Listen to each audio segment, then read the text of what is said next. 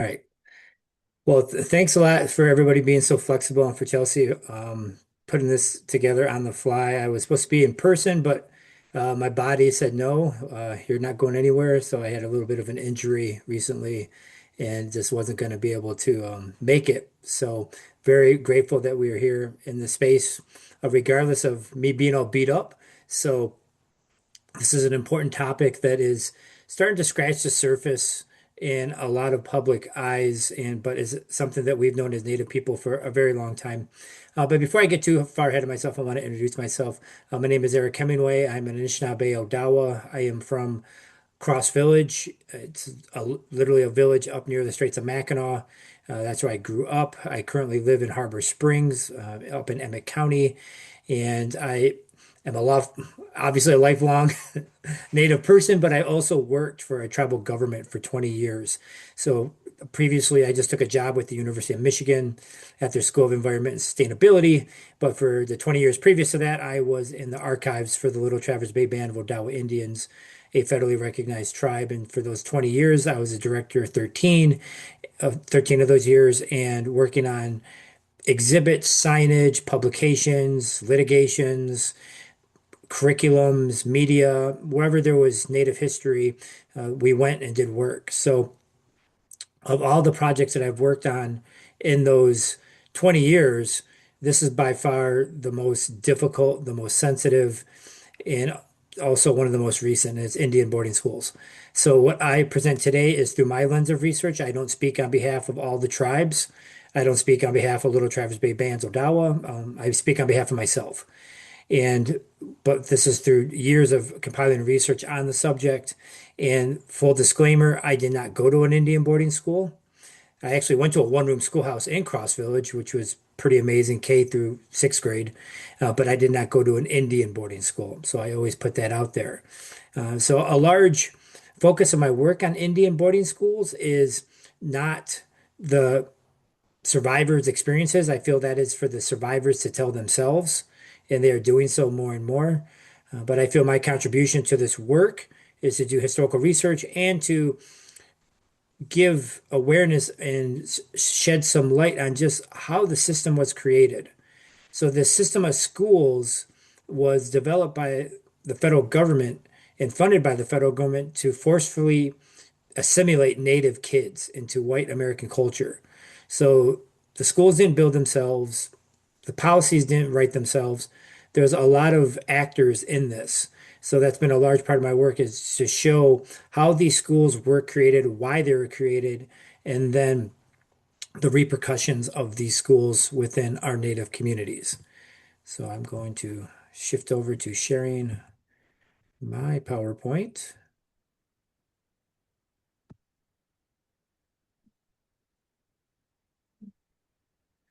So now, can everybody see that?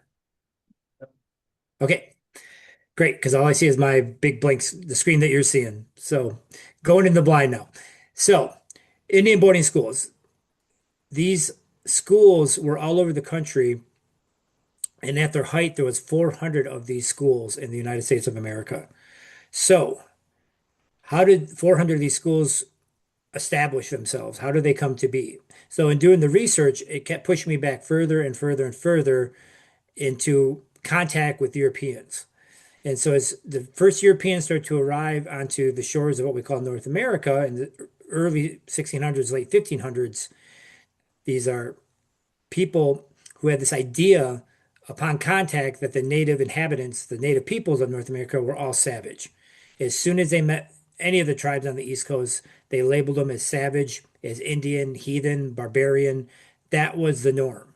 So the idea of civilizing native peoples began with the first contact of Europeans. The first Europeans came here, whether they were Dutch, whether they were British, French, Spanish, what have you. Upon contact, well, first they claimed the land as their own, that it was part of their empire. But then upon contact, they would say all of these native inhabitants, these savages, need to be civilized. So this is a long-standing idea of changing people here on this continent. So European and later American laws, policies, and also society who supported the laws cited the need, not the want, the need to civilize tribal communities. And Christian denominations were equally invested in this process, whether it was Protestant, mainly Catholic at the beginning, but Presbyterian, Methodist, so on and so forth, because in the mindset of the time, a civilized person needs to be Christian. To be unchristian is to be savage, is to be uncivilized. So the churches had a vested interest in this work of civilizing all of these tribal populations. So that they were doing it on a different level, I would say, a more intimate level of going into communities and building churches and missionary schools and so on and so forth, sometimes invited, sometimes uninvited. And they were sort of the tip of the spear, I would say, in the civilization process here in North America. The Jesuit priests and so on and so forth are some of the first non-native people to make contact with native people. So the denominations were heavily invested in this, along with the different governments. And upon contact, Europeans and Americans sought to change tribal populations as much as they could because it was their right to do so as a civilized population. So this is all from reading a lot of early text from contact on the East Coast, and whether it's letters, whether it's posters, whether it's speeches of early Euro-American politicians, priests, teachers, just your average citizens. This all is in line with this idea of changing people who are here first. So to me, these are the origins of the boarding schools. It just took a couple centuries for the schools to be in a place within the government to be forced upon the tribes. So I like quotes. I think quotes are very important because don't take my word for it.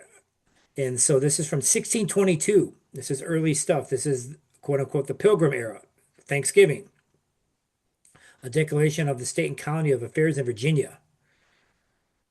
Because our hands, which before were tied with gentleness and fair usage, are now set at liberty by the treacherous violence of the savages, not untying the knot, but cutting it, so that we, who hitherto have had possession of no more ground than their waist, and are purchased at a valuable consideration to their own contentment gained, may now, by a right of war and law of nations, invade the country and destroy them who sought to destroy us.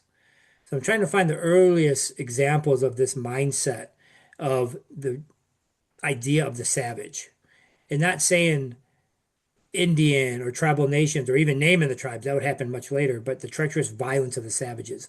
So this is really important in any of the educational awareness that I do of how people view the other, how people are viewing native populations. And the term savage would be used for centuries to describe me and my ancestors. So we fast forward through time almost 200 years, over 200 years, to 1861. This is the annual convention of the Protestant Episcopal Church of Michigan.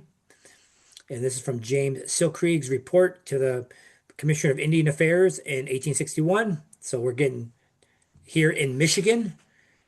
It is not a vain effort to preach the gospel to men as low and degraded as the savages of our American forest. It is better, in reference to the subject, to believe and firmly trust in the word of God than to put confidence in promises. So I use this one because the term savage is still being used hundreds of years later, literally. And not just by anybody, but a reverend. And this reverend isn't your normal reverend. He's acting as a sub-Indian agent for the federal government, reporting back to the Commissioner of Indian Affairs, who's one of the highest ranking federal officials for Native peoples at this time. So when they're putting these ideas into pen and paper and then forwarding it on to the federal government, this shapes policy. This is shaping the idea that we need to change people on a different level, which would lead to boarding schools.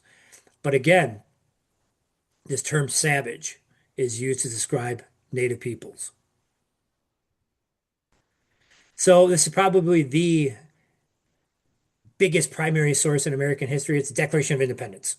I mean, things get shaky in this country. We point to the Constitution, Declaration of Independence, Bill of Rights. This is what it was meant for. And in the Declaration of Independence, Native people are described in a very specific manner, and they're only mentioned a couple times. And it is in the grievances against King George. So most people don't get past the Bill of Rights, but you keep reading, there's a lot more going on in the Declaration of Independence.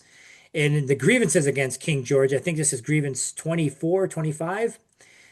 He has excited domestic insurrections among us and has endeavored to bring on the inhabitants of our frontiers the merciless Indian savages, whose known rule of warfare is undistinguished destruction of all ages, sexes, and conditions. So this is what the founding fathers of the United States of America are putting into their most powerful document describing Native peoples. This sets the tone in my mind how people would interact with Native peoples, how they would engage in terms of land, government, warfare with Native peoples. And it goes a step further in just saying savages, but merciless Indian savages. It's a very, very hard line that they use here. And the known rules of warfare is an undistinguished destruction of all ages, sexes, and conditions. So it's no wonder there would be warfare for the next 150 years between the United States and dozens of tribes across this country. But the terminology again, savages, and this is in the foundational document for this country. So that you could see where we are as Native people in terms of the minds of the founding fathers. And during the Revolutionary War, this is one of the quotes from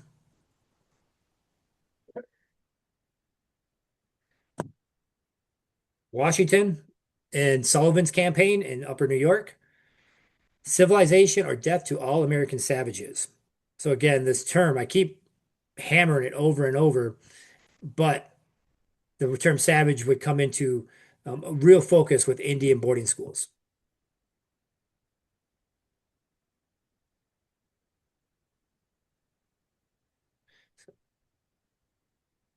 So I'm sharing it. My screen, Chelsea, is in presenter mode.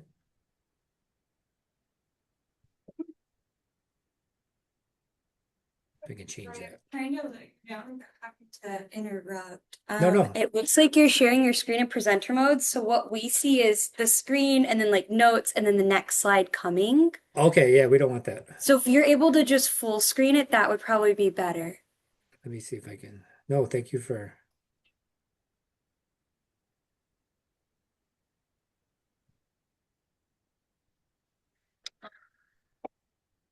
Don't I want think it would be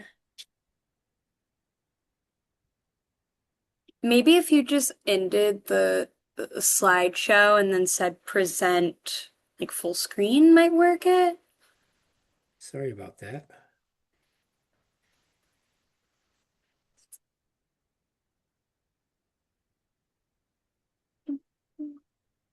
Nope, it's going back.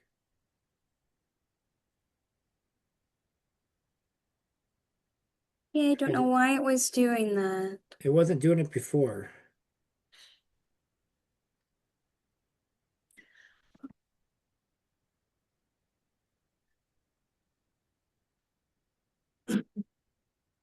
Maybe click that the more slideshow options, the circle with the dots in it.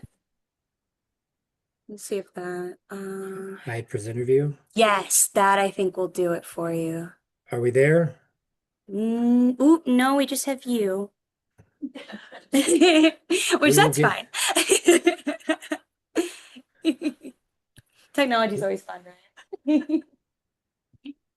All right, how about that? There we go. That's perfect. Okay. Sorry to Thank interrupt. you. Thank you so No, much. no. I would hate to have you go through the whole thing with like looking at the next slide. That defeats the purpose. Now if I can go to the next slide. So where are we? Oh yeah, presidents. Presidents of the United States. So this is Monroe writing to Jackson in 1817. The hunter or savage state requires a great extent of territory to sustain it, that is compatible with the progress and just claims of civilized life and must yield to it. Nothing is more certain than if the Indian tribe do not abandon that state and become civilized, they will decline and become extinct. The hunter state, though maintained by warlike spirits, presents but a feeble resistance to the more dense, compact, and powerful population of civilized man. So this is what tribes are dealing with at the creation of the United States.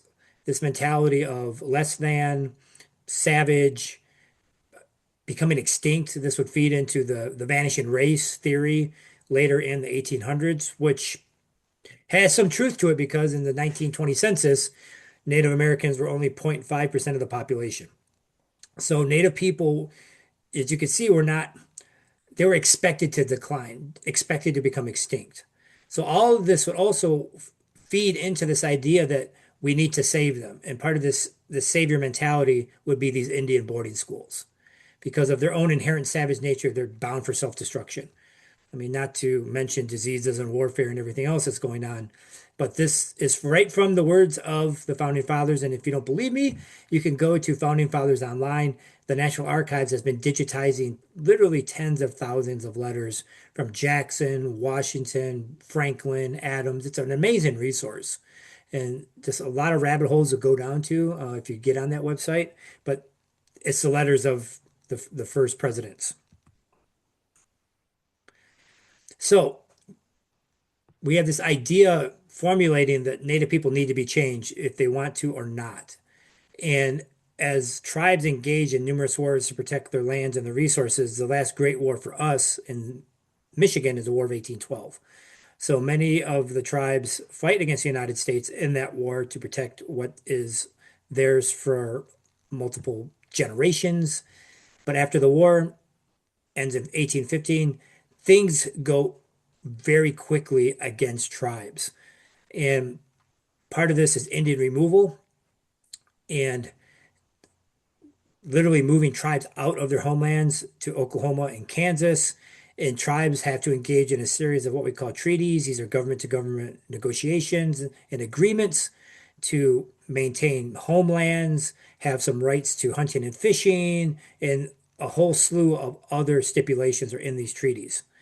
But it's through this negotiation process of these treaties that education is put in there. Sometimes on behalf of the tribes and sometimes on behalf of the United States or both.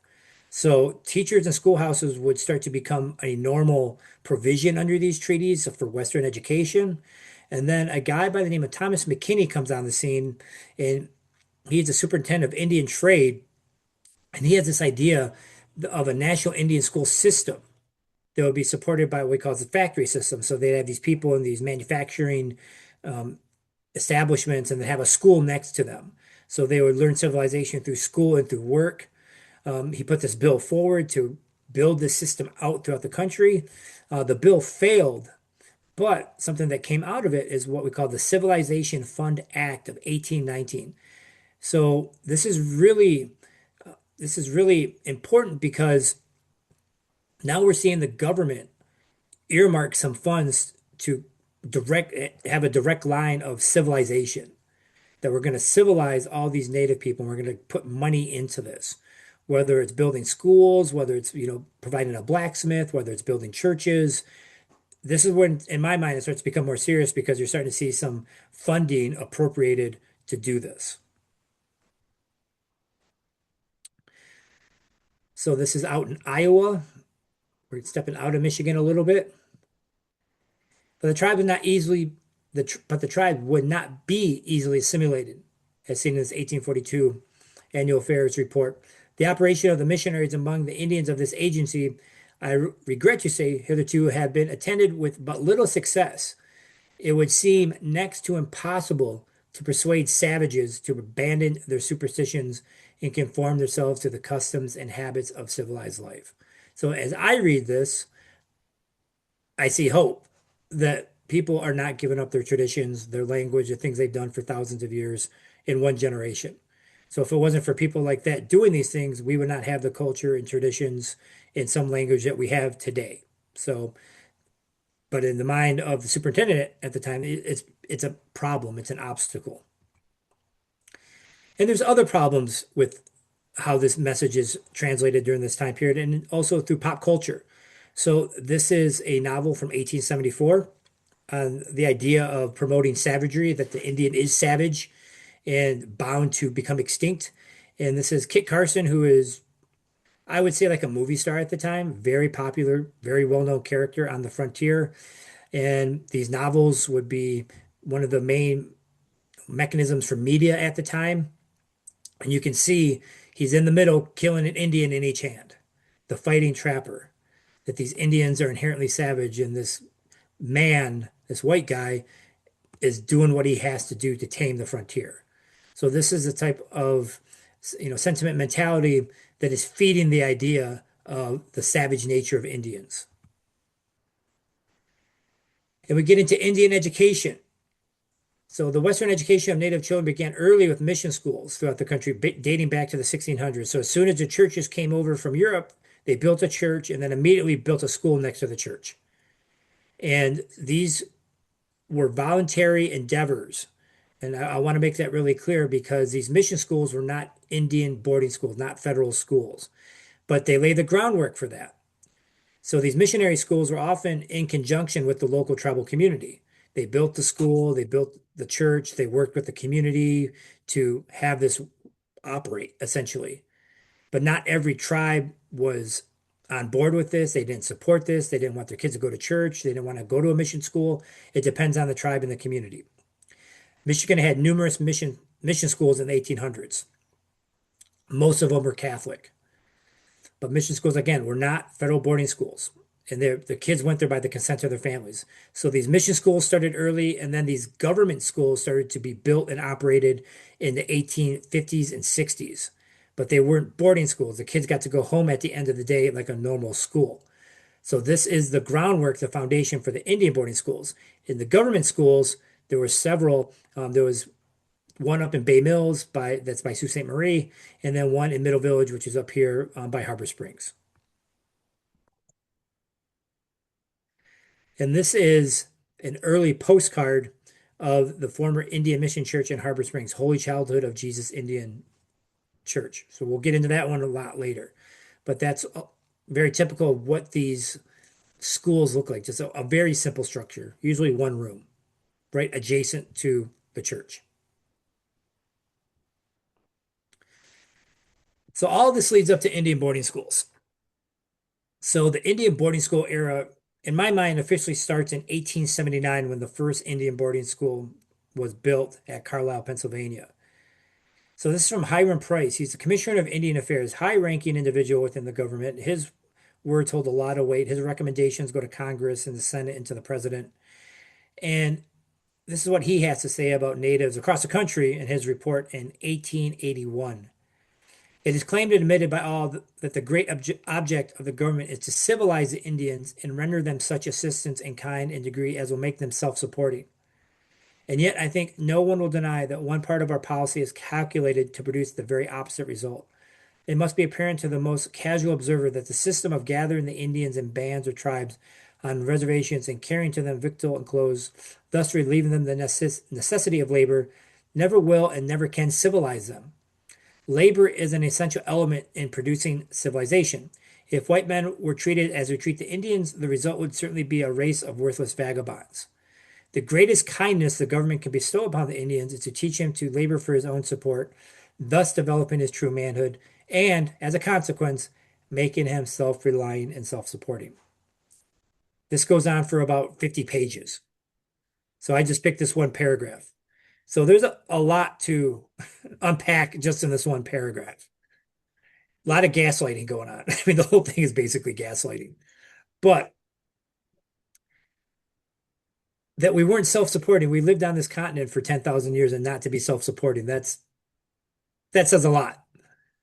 And relieving them of the necessity of labor, Native people labored very hard to live in their environments, and the Great Lakes is not an easy place to live in. So we did labor all the time. And we were civilized just in a different way. So, but you can see the wording and how this plays into why we have to do this.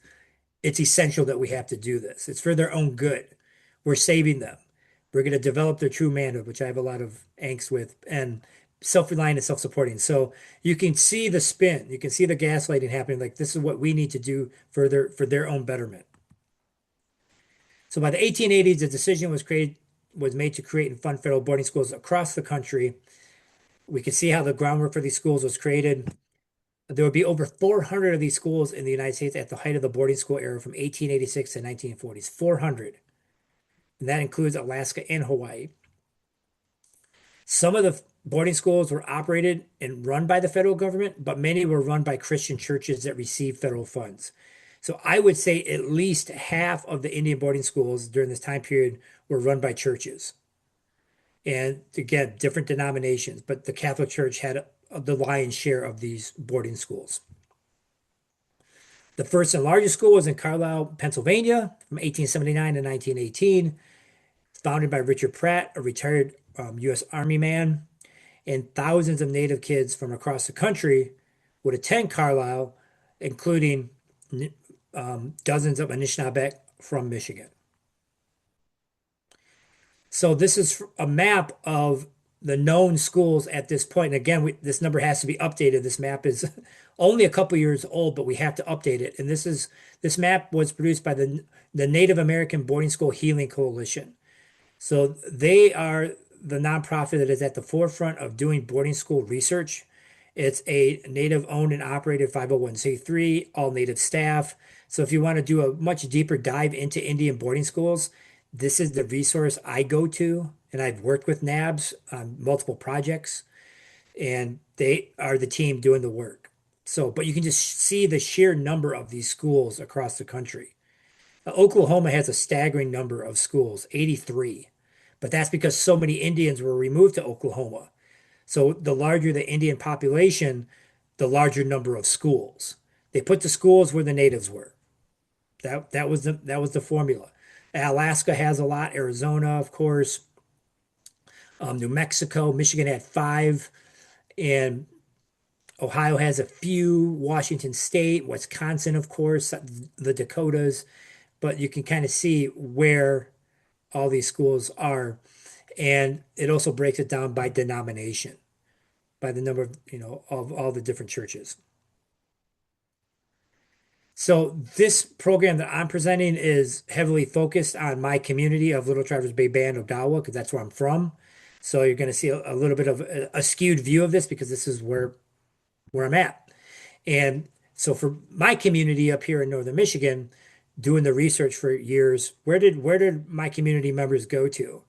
And this is just this tribe in Northern Michigan. This isn't Pokagon or Gun Lake or Saginaw Chip or Grand Traverse Band, Little River. This is for Little Traverse Bay bands.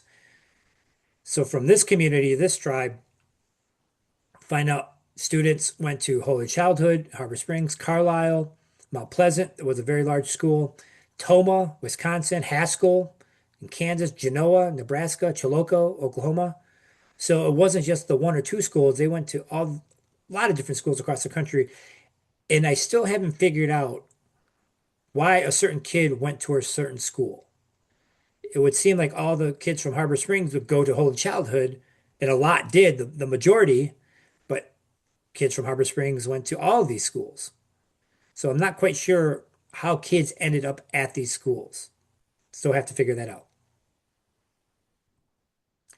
So I was doing a project with the University of Michigan in one of their sociology departments several years ago on the literacy of Native Americans in northern Michigan. And within 5 minutes, it turned into an Indian boarding school project because we were looking at literacy of Native kids in northern Michigan in the early 20th century. All the kids are at boarding schools. So again, this is just specific to Little Traverse Bay bands. And we picked the three biggest schools for our tribe, our population at the time, Carlisle, Holy Childhood, Mount Pleasant.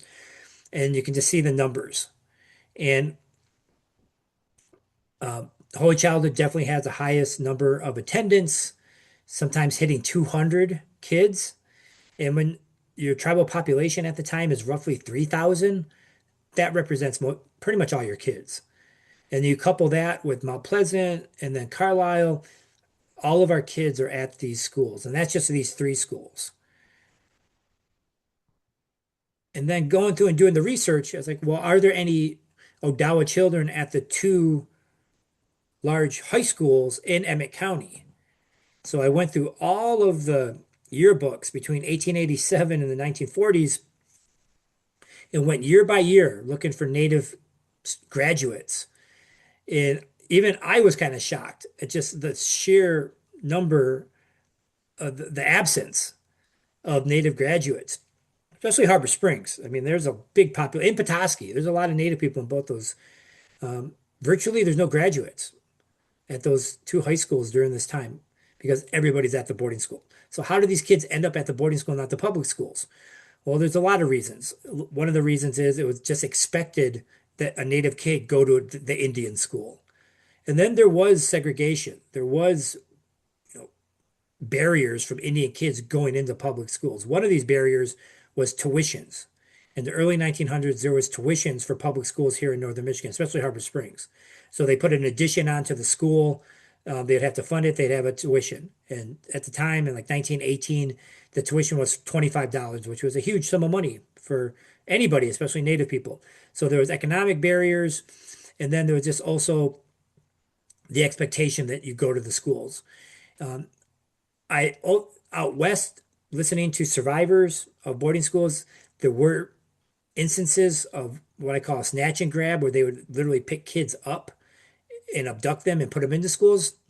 I never saw that in my own research here in Michigan, but I did see the guidebook that was produced by the federal government for all Indian boarding schools. They would distribute it, and they had the rules for the boarding schools. And this is from the federal government, their guidebook for all the schools. And one of the points in the guidebook was if you don't meet a certain number, a certain attendance, a quota in your school, you are authorized to withhold rations, food, and money to that tribe until they get the numbers up. So they would strong arm you until you got your numbers up to get these provisions that were supposed to be provided to you through treaties and other agreements with the federal government. But if your numbers weren't being met at your local boarding school, the boarding school was authorized to withhold these provisions. So there's a lot of different mechanisms on how these kids got to these schools. So attendance and enrollment sometimes fluctuated quite a bit. It's like when I hear somebody register for a program, like, oh, we have 500 people registered, but then really 200 show up, but it's still a good number. So say, but this year the registration and attendance, enrollment attendance is almost matches perfectly at Holy Childhood. So when they say these kids signed up, they did go. So now we get into some visuals, and this is what makes, I think, the story that much more real because we're actually seeing real people go to these schools. So this is the Carlisle Indian boarding school in Carlisle, Pennsylvania.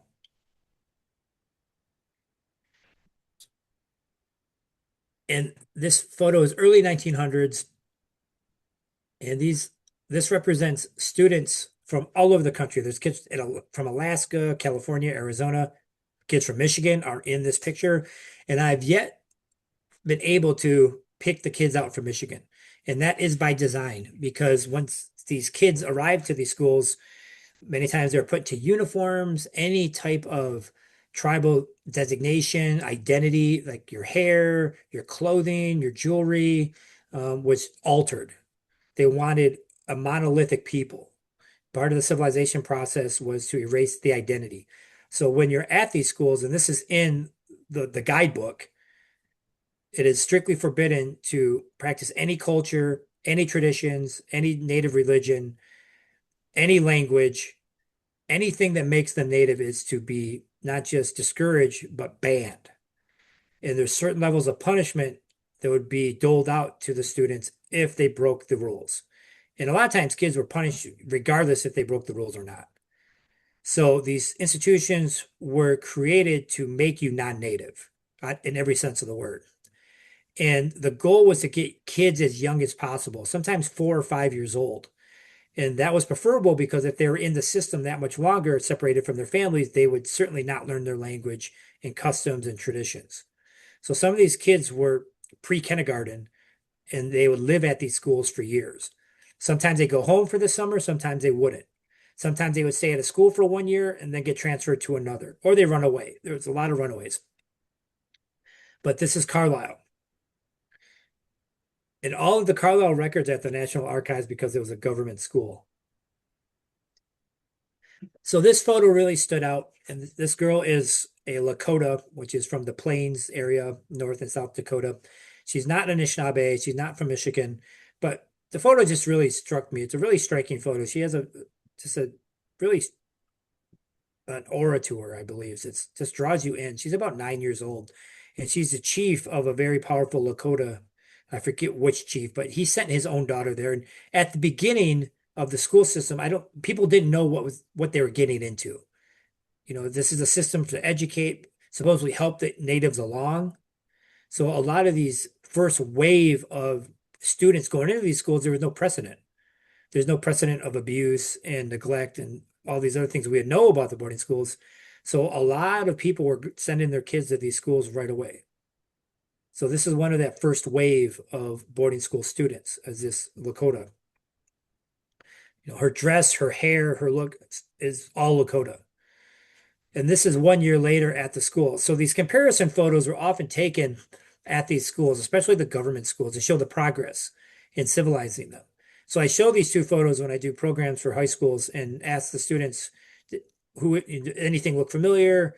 Do you see anybody that we just saw? And sometimes the student will pick up right away that was the girl in the previous photo. And so I'm like, that girl in the previous photo is not there, but she is. She's in the back row on the left. So they use this as this matrix, this measuring stick of progress when the kids come in first day. This is 1 year, second year, 3 year, and appearance was a big one. So this is Susie Fisher. So we know a name for her. She is from Bay Shore, and that is up by Charlevoix, Petoskey. This is my homeland, Little Traverse. So now we're getting personal for me anyway. That now I see somebody from my community, my area, my tribe. Susie was there for 1 year. And then she was older. She was like 16 and she was expelled basically. They asked her to leave for being such a disruptive student. And I don't know what happened to Susie after that. So something's happening. I don't know, but she didn't want to be there. But when you start seeing these personal connections, people family names areas it creates a whole different story of the boarding school system. And this is a woman by the name of DuVernay, which is a little Travers Odawa family. I know the DuVernay family. I'm friends with them. And, it's again different when you start to know people in your communities who have connections to the school. Like I said, I did not go to the school. My mom didn't go. My grandma didn't go, but my great grandpa did. So it's very far removed in my family timeline, but that's where language stopped in my family because my great grandpa didn't pass language on to my grandma. And then my grandma didn't teach my mom, obviously, and so on and so forth.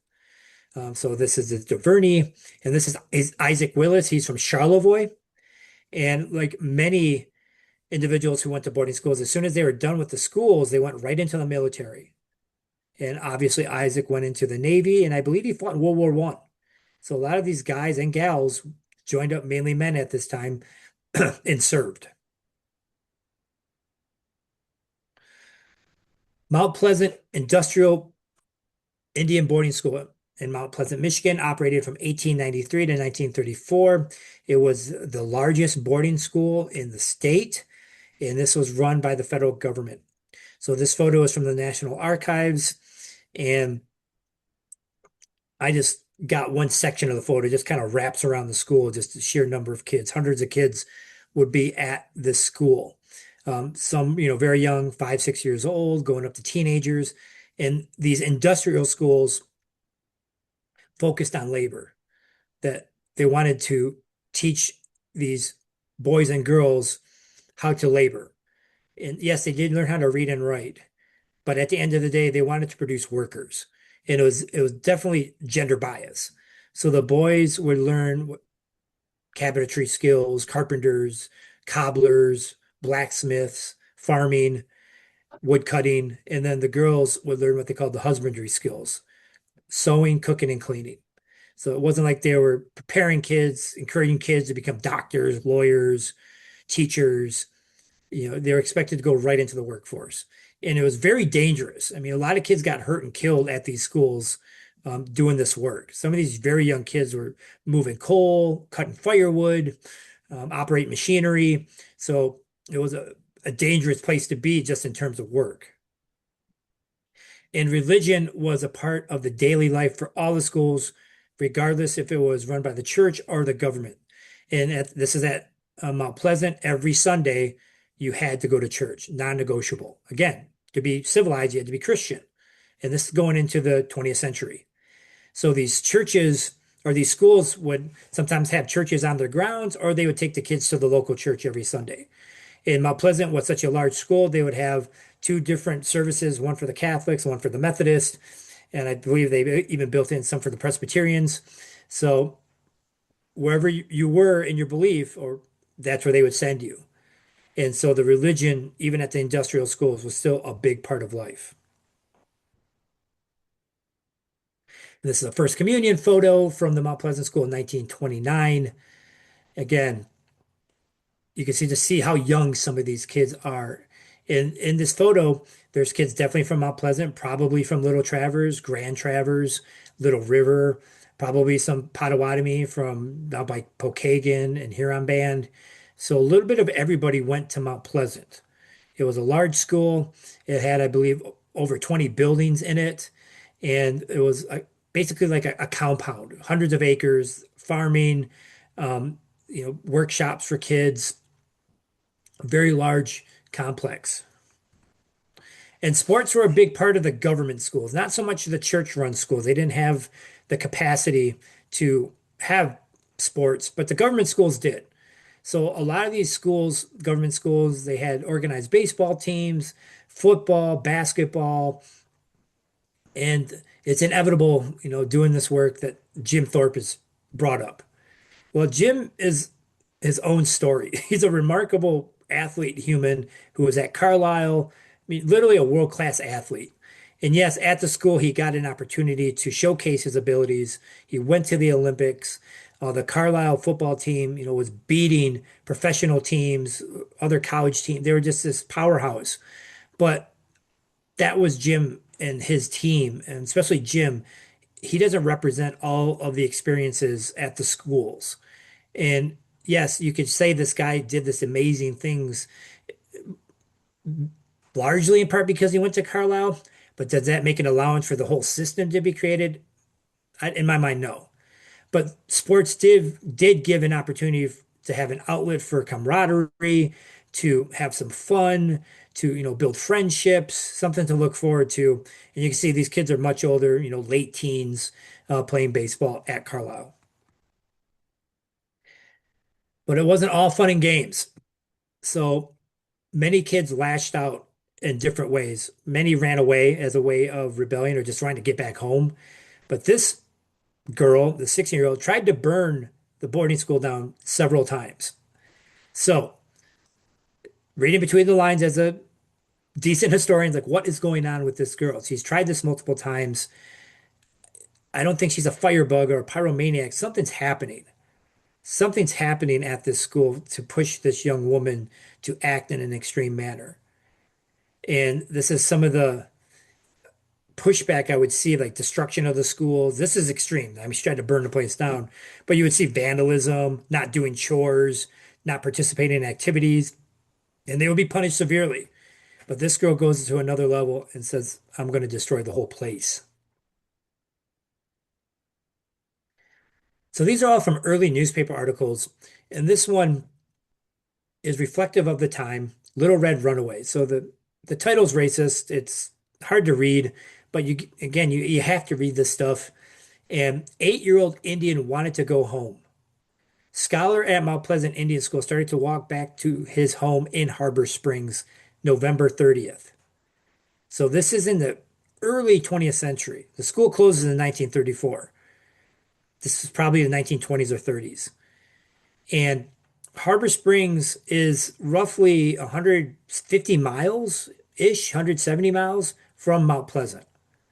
And this 8-year-old boy, what is that, second, third grade, is now trying to walk back home in late November, pretty much winter. And they find him in a farm, cuddled up in some hay. And that just, again, what is going on? I mean, I think this is more than a simple case of being homesick. Something's happening. And in many cases, with kids who run away frequently, so it's possible this kid went to the boarding school in Harbor Springs. He's from Harbor Springs. Maybe he tried to run away and he got home a few times because the school's right there. So in many cases, for frequent kids who frequently ran away, they would put them in a school farther away, trying to stop them from running. To me, that's what went on here. But he still ran. He still tried to get back home. He didn't make it very far, but he tried. And in many cases, the kids who try to run away don't make it home. They perish falling through frozen lakes, freezing, starving. It was very dangerous. So now we get to where I live currently, Harbor Springs, Michigan, the Holy Childhood of Jesus Indian Boarding School, 1886 to 1983. One of the last boarding schools to close in the entire country is in my backyard. This photo is from 1890, right after the school opened, and you can just see by the body language of these kids, they're transmitting, they're signaling. You know, 1890, it's a big deal to get your photo taken. Not like today with our phones, we take them every other second. But back then, it was a big deal. It was a planned event. Kids in the front row, all their heads are down, not looking at the camera. Some of these kids are, you know, positioning themselves sideways, trying to be small, but the head's down on all these kids, the little kids. And the girls, they would shave their heads right away as soon as they got in. The boys too. And in the early onset of Holy Childhood, there was a lot of uniforms. It was a Catholic-run school. And again, one of the last to close in the country.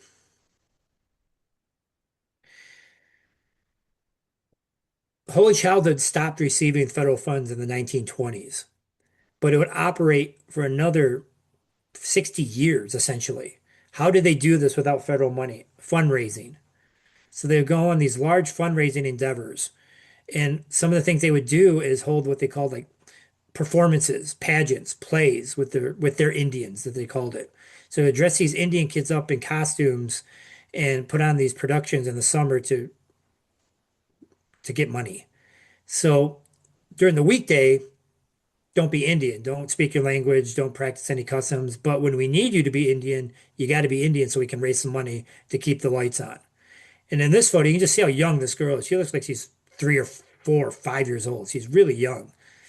Um, so this is one of the means that they would do to keep the doors open. And there's a lot of donation. People drop off food, money, firewood, coal, all the above to keep the place going. And this is another photo from 1890, just how they kept the place going, cutting firewood. You know, again, dangerous work, operating with, full-size horses, cross-cut saws, middle of winter, and accidents did happen quite frequently. And also, you just see they just cut down basically every tree at this time period and all through Michigan.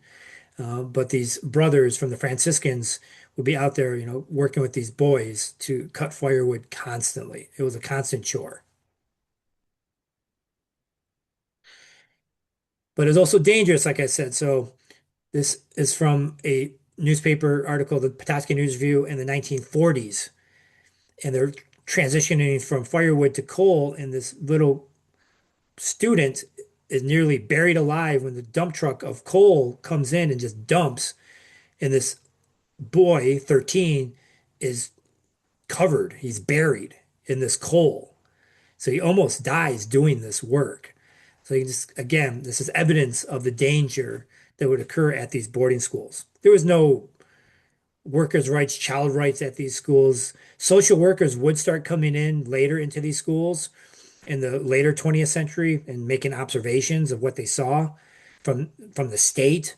And I've read some of these reports, and they talk about, neglect, kids being despondent, depressed, malnutrition, they're not eating enough, they're always sick. And a major report came out called the Miriam Report in the 1920s about everything going on with Native communities across the country, and they hyper focus on boarding schools. And the Miriam Report talks about just how dirty, filthy, disease-ridden these schools are, large amounts of, just neglect at these schools. So the Miriam Report helped really accelerate the shutting down of these schools. Most schools started shutting down by the 1930s, 1940s. It's amazing that Holy Childhood kept going on further after that. So the runaways I kept talking about. So this is from 1940. And these two boys tried to run back home to Munising in the Upper Peninsula in February of 1940. So I feel like we just had a 1940s type winter up here in northern Michigan. I mean, we just got hammered with the blizzards the last couple days in the cold. These two guys, both 13, tried to walk over 100 miles to get back to their home in the Upper Peninsula. This is before the Mackinac Bridge, so they had to go across the ice. So they leave in February with basically some pea coats and regular shoes and a hat, maybe some gloves. And they walk about 17 miles from Harbor Springs to Cross Village, and they stay at one of the auntie's houses. And the auntie says, "You have to go back. You're never going to make it to Munising. You're going to freeze." But the boys are so determined to get to home, they stay the night and they leave the next morning. And they get about 10 miles north of Cross Village to a place called Sturgeon Bay. And one of them freezes to death. And the other boy has to go back to Cross Village and get help. He loses fingers, some toes from frostbite. He nearly dies. So again, what drove these boys to make this journey, even though they knew it was very, very dangerous? Listening to survivors tell their stories in the last 20 years, huge amounts of abuse went on at these schools. Sexual, mental, emotional, physical, all the above.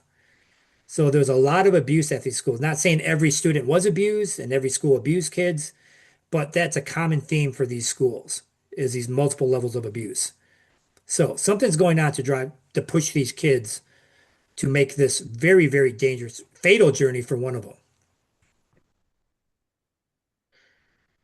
And this is from in front of the church, which is where it exactly is today. And I believe this is 19 in the 19 teens. Again, the age of some of these kids in the front, very young. The earliest I've ever seen at Holy Child is 4 years old. So if you look closely, you'll see there are some non-native students.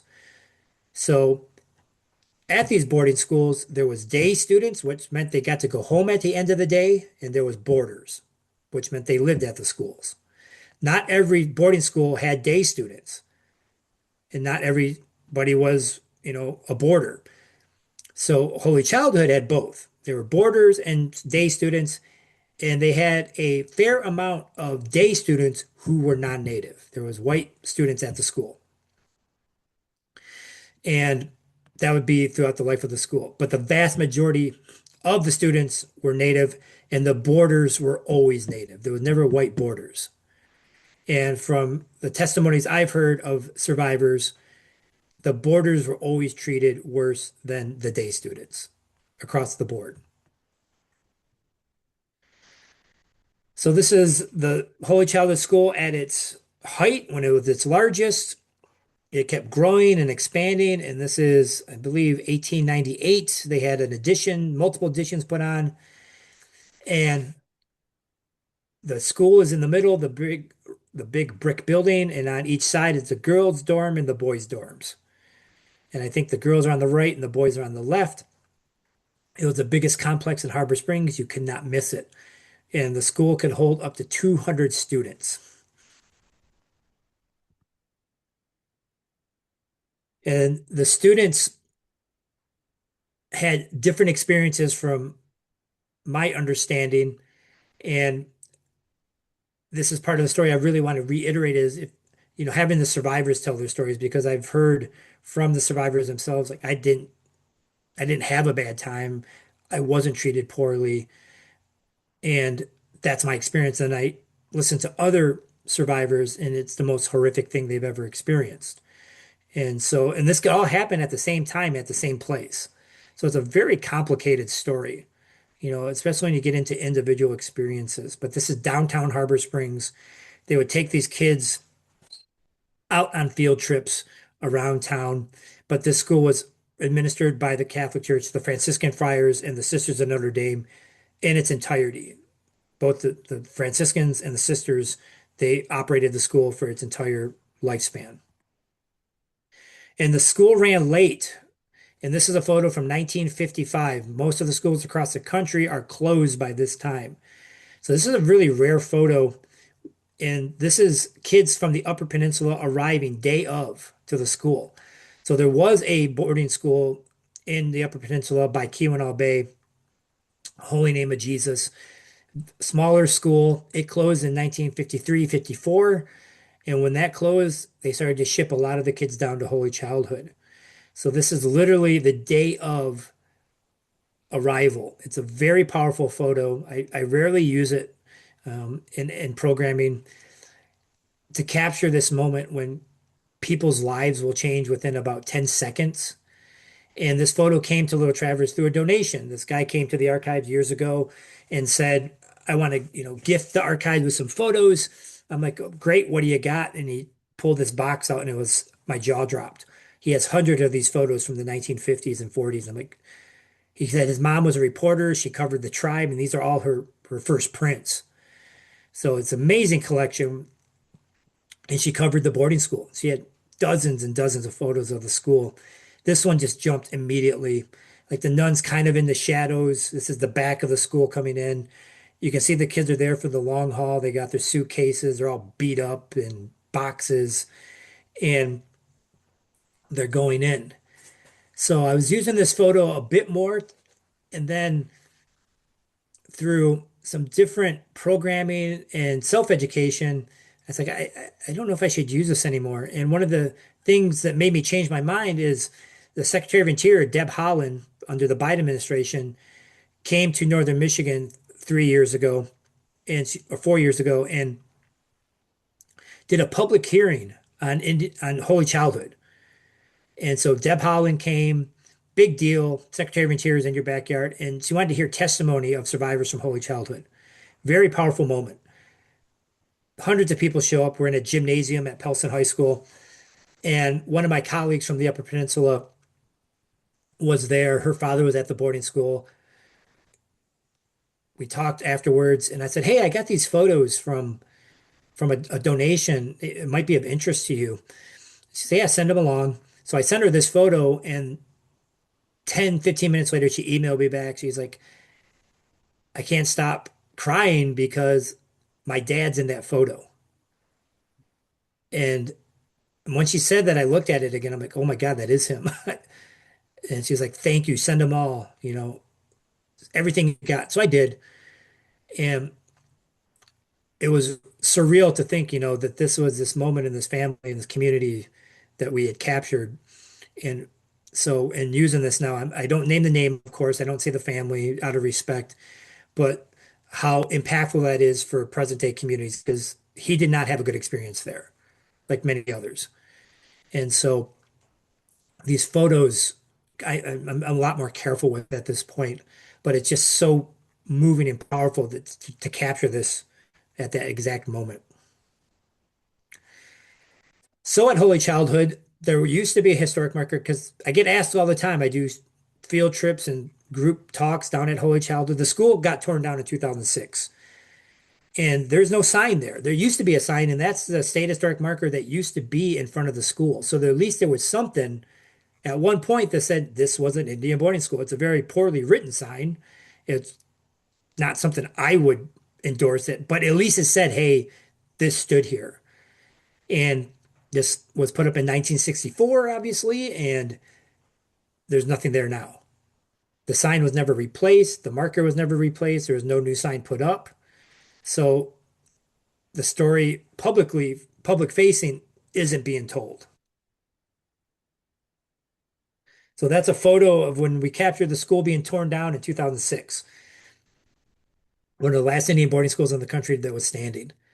And I was there. I just started my job at the tribe in that year.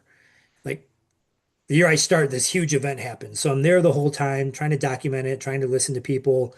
We were going through and trying to salvage different artifacts and memorabilia, everything, because they were just tearing it down.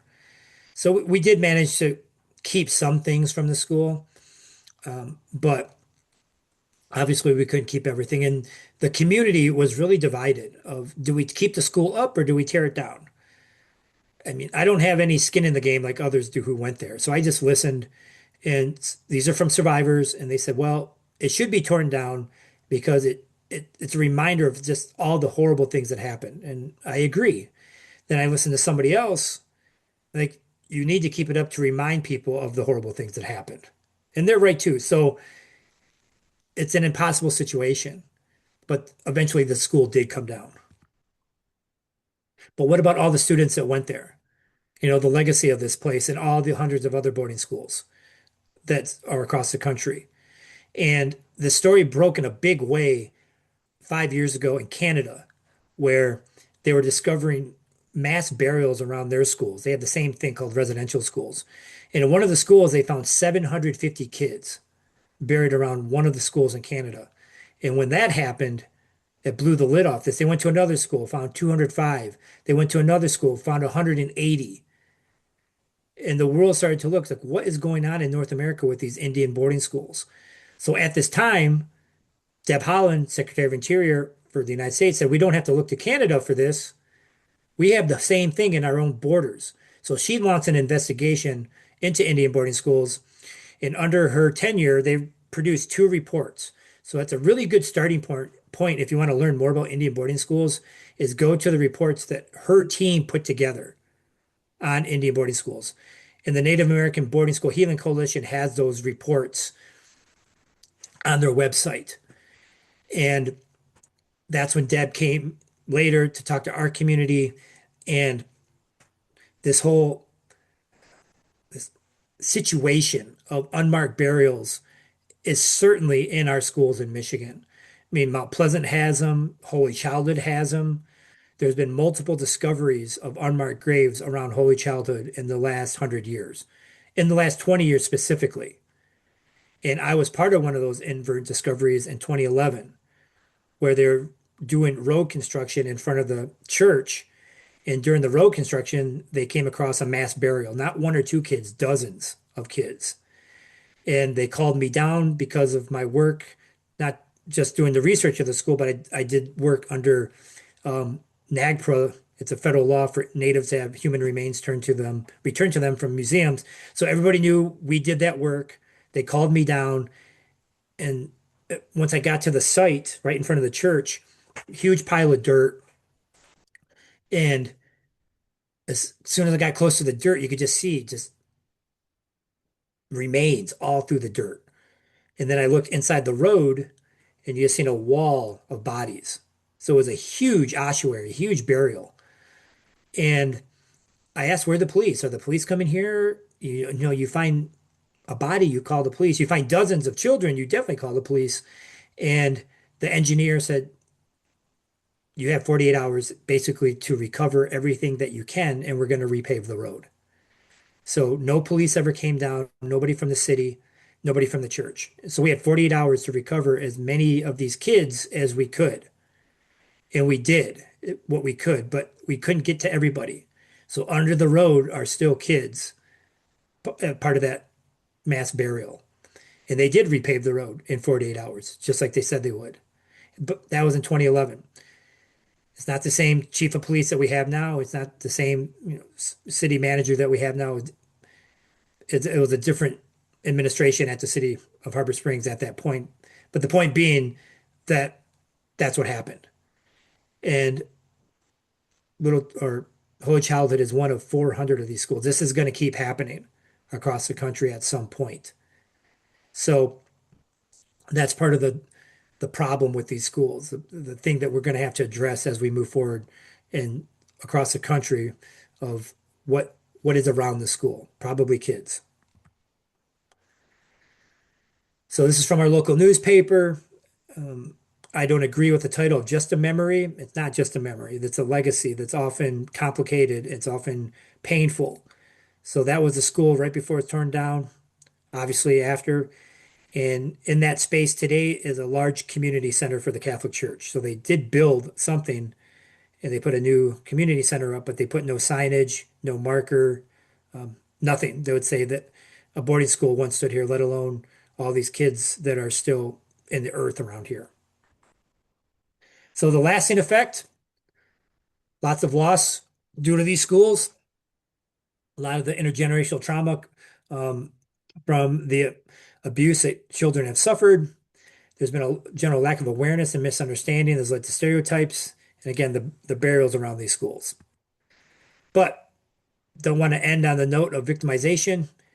Tribes are moving forward, including Little Travers.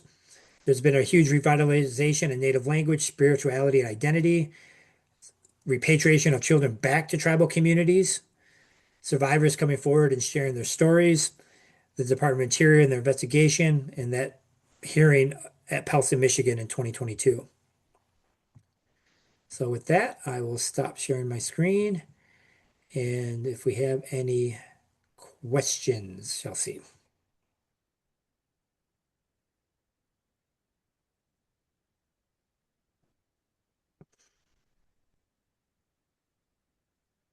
We're gonna bring around this little ladder just to. Oh, do we want to just do that? See microphone. Hello, thank you for the presentation. Can you hear Eric? Oh, can you hear Yep. Eric? Yep. Okay. Hiram, I forget his last name, Hiram Price, with that big paragraph on him would get written. You're all been in Bears report or something. He mentioned that, and I'll use the word assimilation. The Indians were being assimilated. Really due to the fact that they were chased out of their native lands. They couldn't any further have their culture of hunting and food gathering and so forth. And so that was just a result of all of that, unfortunately. Fortunately for the whites that came over, unfortunately. Yep. But when they were assimilated, when they were forced to go to these schools, I noticed at the end that you mentioned that most of the graduates went into the services. Now we know that the Black Center services were not integrated until after World War II. How were the Indians or natives treated in the armed services if that was what they chose to go into? Thank you. Well, I would say, I mean, a good number of students went into the service, but not all.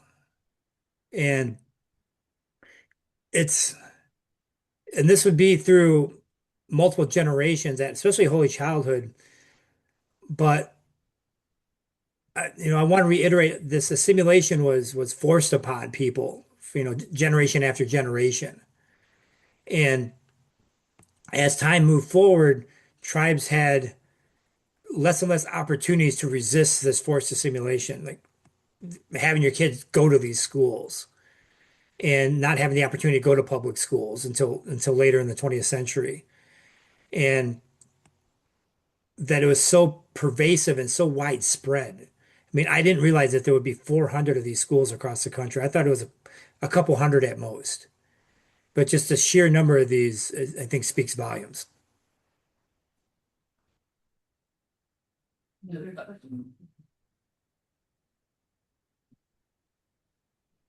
I noticed in one of your pictures, I think it was Holy Childhood, maybe it was the first communion picture, there were only 14 girls and there were like a zillion boys. Is there a reason for that? Did the girls run away or were they abused and buried? I think just for that communion, there's probably a lower number of girls, but through attendance, it was pretty equal throughout Holy Childhood. 70 boys, 50 girls, 100 girls, 80 boys. Just for that particular photo at that day, there were just more boys, but the numbers were pretty equal across the board.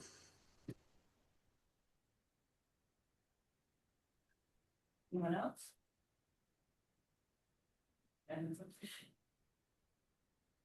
Thank you very much for your presentation. Can you give us a big picture of the total number of years these boarding schools were open in Michigan? 1886 to 1983. Thank you. I was just reading an article last week that Canada had Indian boarding schools as well. Yep. And I was surprised. I believe they said it was a New Brunswick area. The last boarding school in Canada didn't close until 1996.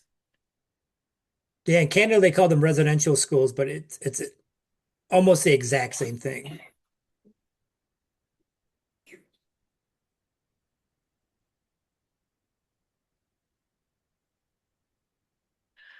You mentioned that the federal boarding schools were kind of distinctly different from the mission schools.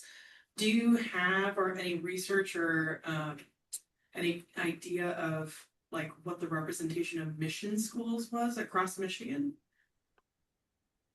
Yeah, so the mission schools were, in my mind, they're getting mixed up with the Indian boarding schools in the conversation quite a bit.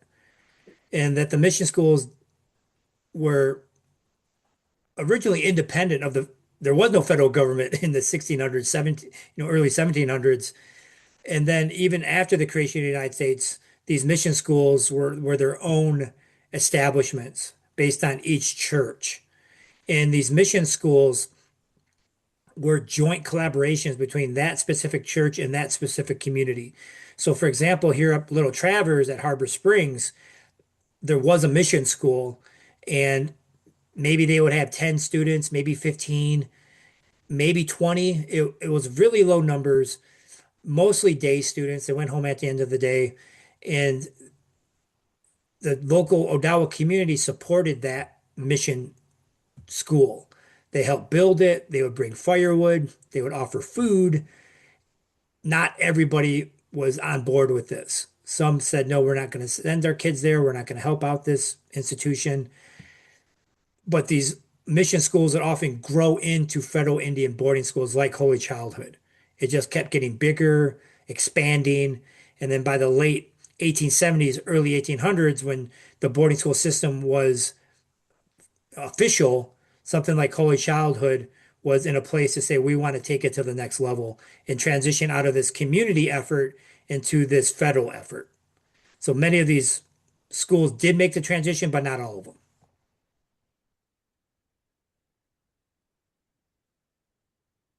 Well, during the Biden administration, as you mentioned, we were very fortunate to have a Native American woman in charge of the Department of Interior. And it sounds like from your comments that she focused on the history of Native American schools. Um, with her departure, is there any ongoing effort in this area of study? Is there future possibility of maintaining this history and building on what you've already described and what you have personally worked on? Oh, where do I start with that one?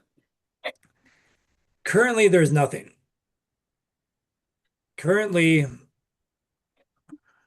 I'm trying to find the right words without swearing.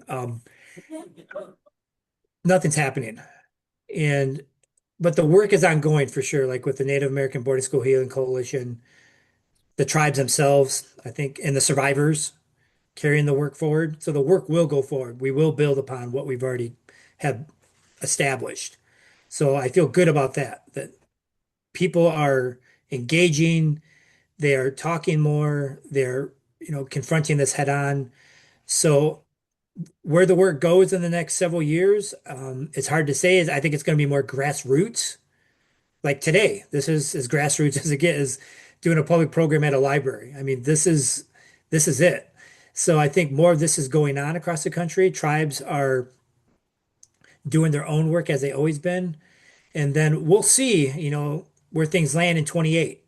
Who comes into office, where Interior is at, if they pick it back up and continue the work, or at least have some resemblance of stability to do the work. So, and I say that like, so for example, 2 years ago, under the Biden administration, we got a grant from the National Endowment for Humanities, NEH, federal organization that funds humanities, arts, culture, language, music. To get an NEH grant is extremely difficult. It's the most competitive out there. We finally get an NEH grant, and it is to produce 40 panels on the Odawa, Little Traverse Odawa history with Indian boarding schools. 40 panels. That's a lot. That's the beginning of the book. That's the outline for the book. So the goal was get the grant, which we did. We were awarded a grant to produce 40 panels that could travel easily to help educate. And then through that research and education, write a book. Great. We got the grant, doing the research, I'm pulling all the sources, going and, to different archives and so on and so forth. Then 2024 happens and we start to get letters from NEH, or not even NEH, it's from some government office of accountability or audit or something saying your NEH grant has been rescinded because it does not meet the objectives of the president. And that's it. And this same letter verbatim went out to thousands of grantees across the country who got NEH grants, regardless if it was a native, African American, anything. All NEH got cut right from the get-go. So A we follow-up question. I'm sorry, finish, and then I have a follow-up question for you. so we had to get back to some level of stability to help people do the work too. And yes, it's a difficult story, but it's also an American story. It's an American history. It's not just a tribal history. We didn't build the schools. America built the schools. So this is an American history story that's never told. So I think we got to get to some level of having access to resources.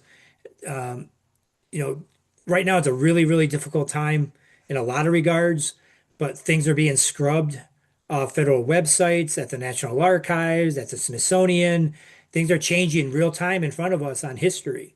So I think that's why it's even more imperative that we do this type of work, get it out in front of people before it's just completely scrubbed. Related to your comment just now, is the Bureau of Indian Affairs active in any way at present, or is that administration dormant as far as you know? It's always active. I mean, the BIA is a big player with tribes. A lot of the money is that tribes receive from the federal government for health services, education, environmental gets funneled through BIA. So as long as tribal governments are operating, the BIA is operating. And I think there was some effort to shake things up within the BIA and tribal relations with the federal government, but tribes pushed back really hard, really fast, saying this isn't DEI work, this isn't, any type of woke work. This is, legal relationships between us and the federal government based on treaties and executive orders that you just can't easily brush aside. So the BIA is still operating. I think we have time for maybe one more question. Is there anybody else? No. Well, thank you so much, Eric. This has been very. Thank you, everybody. Yeah.